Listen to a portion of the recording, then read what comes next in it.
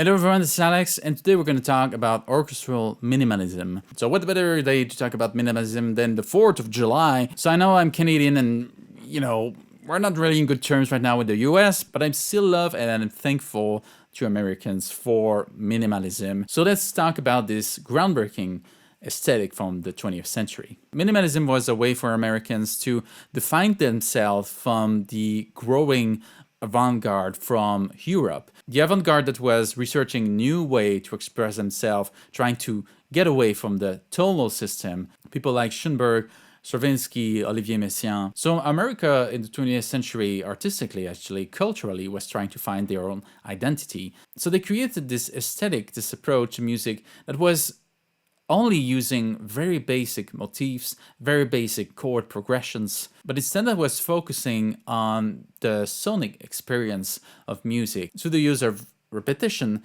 and the use of different orchestration to create an immersive experience for the listeners. So one of the most famous composers who popularized this approach is Philip Glass, but also some amazingly interesting composers like Steve Reich, Terry Riley, and more current John Adams. Now this aesthetic was also popularized in film scoring as well. We can think of Johan Johansson. Composer Johan Johansson really explored this in a very unique way in his film scoring by basically presenting only two chords, but through very, very subtle and simple changes, creating a narrative that is very immersive for the listener. So today in this video, I'm going to show you how I approach this style, this aesthetic, through orchestration.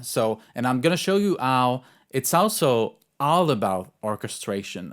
Sometimes having something too complex for minimalism, harmonically and rhythmically at first, can bring you really too far through the process of orchestration. But if you start with something really simple, and in that case I use only two chords, an F major chord and an A minor chord, well then the process of orchestration is super straightforward and you can really expand it as much as you want, and it's still got this very clear and rooted discourse that minimalism has. So we'll go and check this out, but before we do, make sure you subscribe to the channel, give this video a thumbs up, and make sure you comment down below. I'll be glad to discuss with you, and please check out my membership options. I do have an opportunity for new members. Every new member can download the PDF file, the MIDI file, and the Sibelius file from the music that I'm going to show you today, but also from my previous video, so make sure you check this out. Now, let's go and have a listen.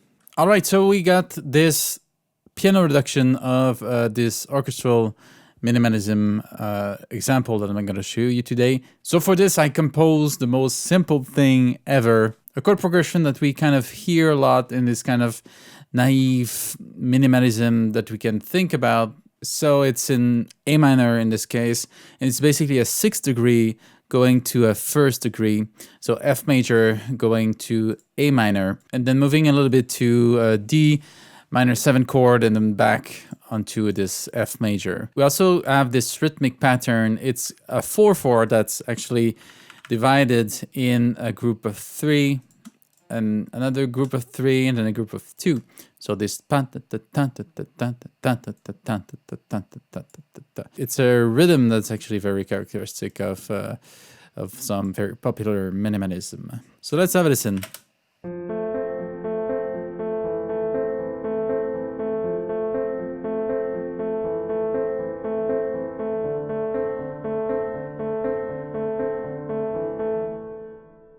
So quite simple, and it's actually been made so that it can be repeated. But for the sake of these exercises and these examples today, we're just going to focus on this group of 6 bar. So the first step I did to approach this orchestration was to orchestrate this for strings. So a really simple orchestration really actually took the pattern, da da da da da da da da, and I divided it at first between the viola, the first and second violins. So the viola is doing ta ta ta ta pam pam pam pam pam pam pam pam pam pam, and it's actually a good register for the viola because the low F cannot be played by the second violin, so I had to give it to the violas. And then the second violin is doing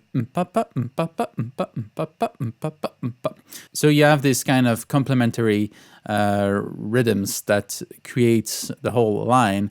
And I added in this I violin here. And bum, bum, bum, bum, bum. Just add a little bit of density to the sound. Is actually these notes are not actually in the original piano part. So this is, I guess, a first attempt to expand on this. But really, the everything that you saw on the piano reduction is actually here on the second violin and the viola. And if you want to learn more actually about this rhythmic pattern, passing these kind of gestures from one instrument to the other, I have a very interesting video on orchestral heterophony, where I talk a little bit about Balinese gamelan.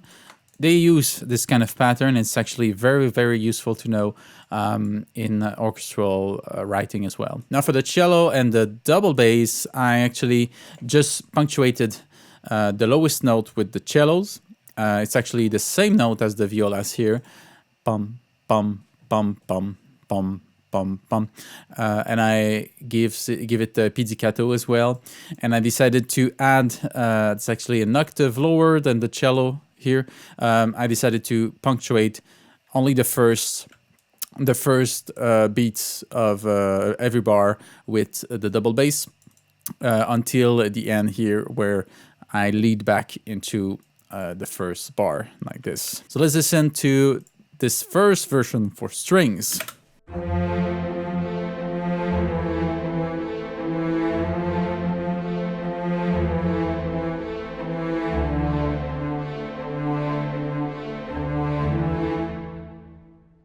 It's already a little bit more color with my first violin that adds in maybe some thirds of the chords, adding a little bit of air as well, of lightness to it, while also preserving kind of punctuations that we add from the original piano part. So now my second step for this, my third version, if we could say, would be to add in some high woodwinds and harp. So the high woodwinds in that case, I felt needed to add a little bit of harmonic context and a little bit more length to the sound, to the harmony, because the strings are short notes, and so I wanted it to feel a little bit more orchestral and a bit more like a long phrase. So the high woodwinds would help with that. And actually I did the harp is actually playing exactly like the piano part, just copy the piano part here. I think it adds a little bit intimacy and naive kind of feel to it that was there in the original. And I think that my harp will be playing this. I have thought about also expanding for the future versions. Eventually the strings are gonna be playing something more developed and a little bit more different. So I felt I needed to add in my harp here to just have this kind of anchor. As of what notes the high woodwinds are playing, they are playing actually an octave higher than the original part, and actually a little bit higher than that, because the flutists are playing the IA, so it's almost 2 octaves higher than what's written here, just to have this kind of airy, like kind of eye register sound that was not used yet. So we're starting to expand the sound a little bit. But yes, we're playing the IA, F on the oboe, and the C onto the clarinets, and then A, E, C afterwards. So actually there's just the oboe here that's moving, otherwise only the flute right at the end here. So this creates this kind of static and kind of long textures that helps with leading the music forward. So let's have a listen to this version.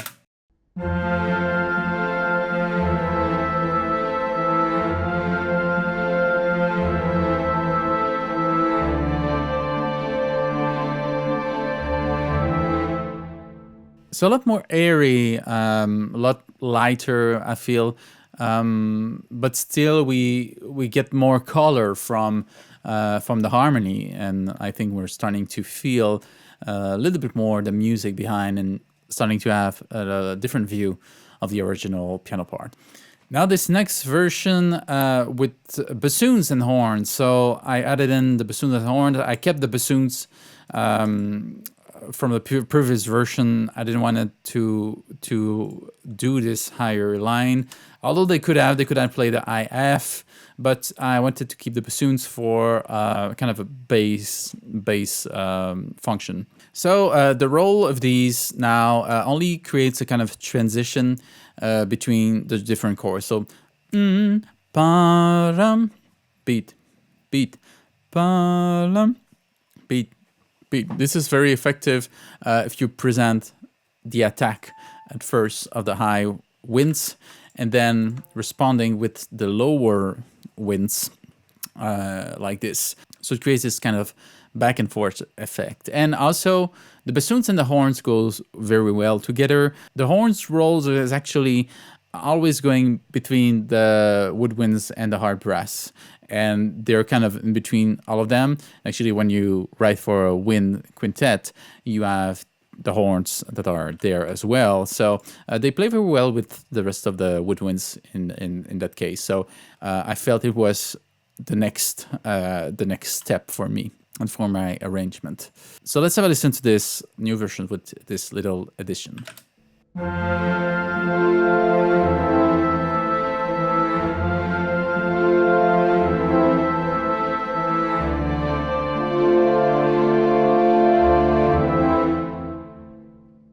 So the horns really had this kind of larger sound of the orchestra, adding a lot of resonance and a lot of roundness to our orchestral sound. It's got this very like low mid kind. It's kind of this very like kind of low mid kind of timbre that is very effective in orchestral writing. Not all the time, but a very way to add some air and to add some warmth to your orchestration, some light warmth, I would say, as opposed to the maybe harder like and bigger warmth sound of the trombones, for instance. So let's go into my next version because I have more versions, adding in the trumpets and the percussions now. So this is the full version now. I keep every time what I got from before, so we still got our horns and our bassoons. Now my trumpets are here. Just answering, actually, I already had this kind of question and answer effect between my high winds and my lowest winds here. And now the trumpets are giving a third answer, if we could say, just a few notes here. Arpeggiating these notes from the chords in the middle register. So it's nothing crazy because I didn't want to have like super hard trumpets. It's still like a soft dynamics, all of this. So I felt like I needed to go softly. Otherwise, I got the triangle here, and you'll hear in my playback, I think I use a xylophone for some reason. But anyway, it's a triangle.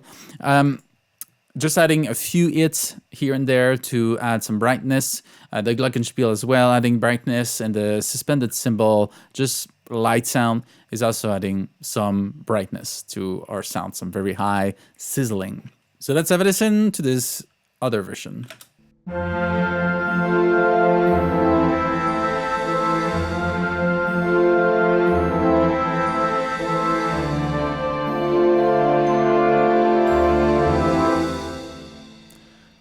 Yeah, so my trumpets are now adding a little bit more harmonic information. We're starting to feel a kind of mode, but yes, trumpets are just adding in a little bit of brightness and participating into this call and answer that we already had here. Now I'm not changing anything yet. I'm just adding more stuff, and we'll see how it goes. So we have, for next step, what was missing was my trombones, bass trombones, and tuba. So these are my extreme low instruments. So my double bass and cello are still doing these small punctuations, so nothing crazy. But I wanted some low register that would play longer notes. So see that they are doing exactly the same as my bassoon and horns, but on the second bar. So we have bassoons and horn doing pa-dum, and then pa-dum by the trombones and tuba. So it's kind another call and answer, another question and answer, but this time it's from the low woodwinds with the horns answered by the hard brass here. And I just did it 2 times. Notice that I don't add the tuba and the trombones, at least bass trombones here, just keeping maybe some notes with the trombones here, trying to keep it as light as possible. So that's all I did here, and I think this will be my last version, my last simple version. You'll see afterwards I have a more complex version trying to complexify things a little bit. So let's have a listen to this last basic version.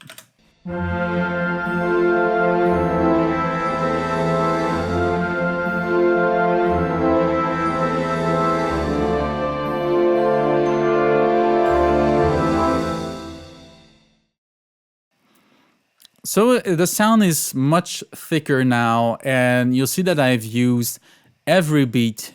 In a sense, every beat is used by these winds. So the winds, in that case, I really use them as kind of color presentations. You're presenting the different colors of the winds, and the strings are really doing this kind of basic, more rhythmic pattern with the harp. So that's where I'm starting off, and where am I going next? Who knows? But I know because I just did it.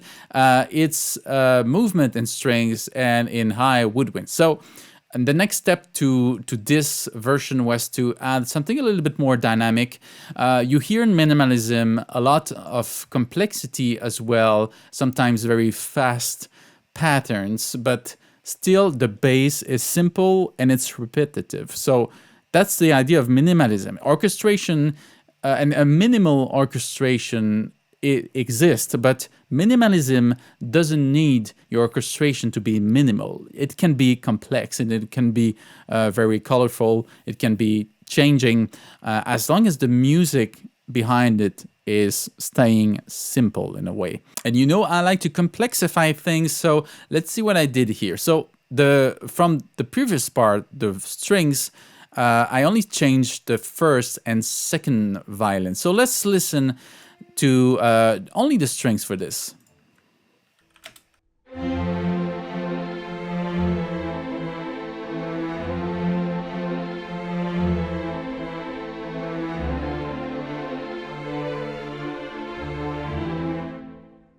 So just trying to make something more legato, something more a line that is flying around.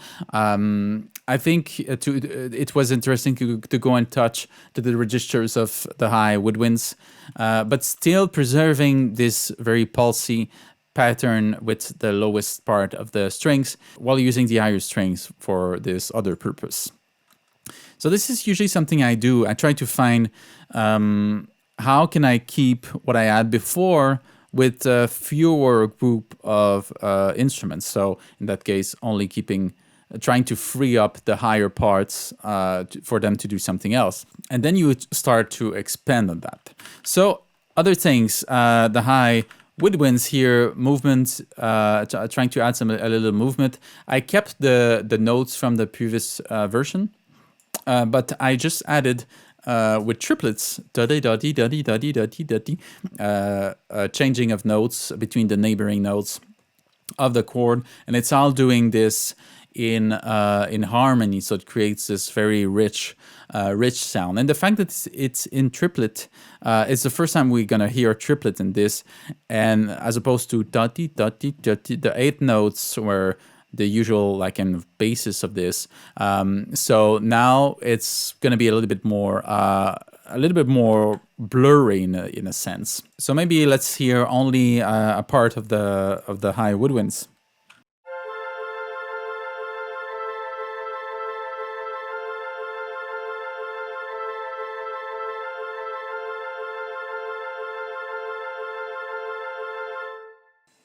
So really static effect. We had the same static effect as before, but now it's going to be on top of the rest of the orchestra. So let's hear what effect we got now.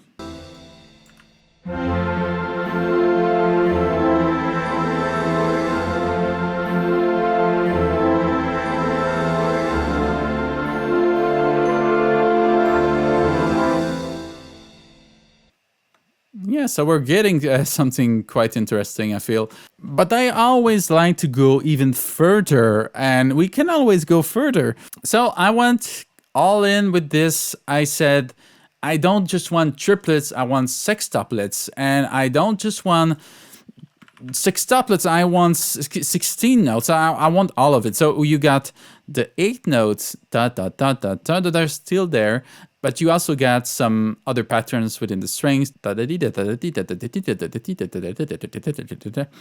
this is all perfectly doable for strings. You just got to be aware of what position they're going to be in. So is there an open string in this that can help? So the A here is actually an open string for the second violins. So this you can safely do this when you usually have an open string, because it just means that they have 2 fingers to place on the fingerboard, and then they just play with their bowing like this between the 3 strings. So it's perfectly fine. But yes, you see that my strings are still different, and I actually send this dotty, I send this to my cello, because I found that already my double bass is doing this lower line, and it's quite clear. We don't have to emphasize it even further with the cello. So I said, well, I'm gonna do this here, and I'm gonna use my viola to do something else. It's actually doing something similar than this. It's actually doing the second violin. Yes, I remember now, and I'm changing a few notes here and there, so that I adapt a little bit to it. I try to avoid too much interference with the second violin part that we have here now. Let's just listen to the second violin part so you can hear what it sounds like.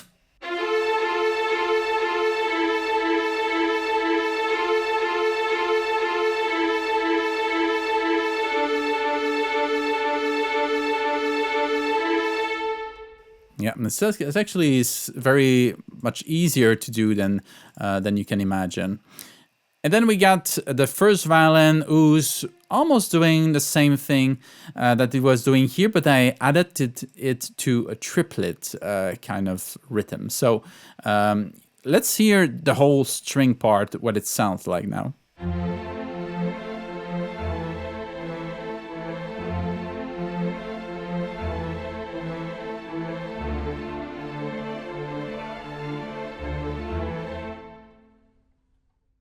So much more crazy, much more going all around, and creates more of a like heterophonic texture that I usually enjoy more. And it's still minimalist. It's still minimalist because the bass chord is very minimalist. The bass idea, the basic idea is very minimal. And then we repeat it, of course. Well, you don't have to repeat it, but in the case of this piece that I imagine, it was kind of a build-up effect. So you'll hear afterwards, I'll present you the whole build-up. But let's see what I did with the rest of the woodwinds. So everything else is the same. I actually just changed the higher 3 woodwinds that I started to change in the previous version. So here I decided to keep... I actually found that I was needing a new melody. So this I melody with the flute, da da tum tum ti da ti tum bum ba pi tum tum, a little melody that's repeated, and it's actually done exactly the same at the lowest octave by the oboe here. So it's actually flute 1 and 2. And the oboe 1 and 2, etc. I think there's only my clarinet that's still doing the triplet thing that was there before. It's actually doing this. Oh yeah, and the second oboe as well. And I added in this. I can sing sextuplet. I'm sorry, but I added in a sextuplet like this with just 1 flute and 1 clarinet, because you can't try. I wouldn't suggest doing this with 2 flutes unless you want something very messy. it's so fast that you want to leave this for a soloist as much as possible. And when I say that a soloist, in that case, it's a clarinetist playing the lowest part.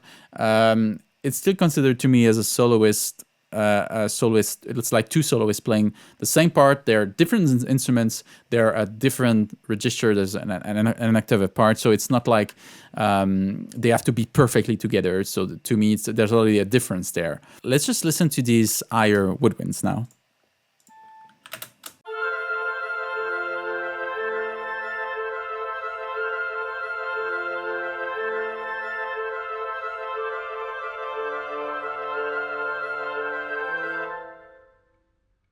So I know it's kind of fast. Probably, realistically, this would be a little bit less even than it is right now. But yeah, it's a playback. So, but it's still possible to do with maybe a few breaths around this here and there. Maybe a little bit slower would be easier. But yes, this is my final, I say, version. Yes, this is the final one, and it's about time. Let's listen to this final. So let's listen to, so I suggest we do something. We're going to listen to the whole suite. So I'm going to take off the final bars here so we can hear the whole piece from beginning to the end, expanding from my first version to the full version. Ready for this? Let's go.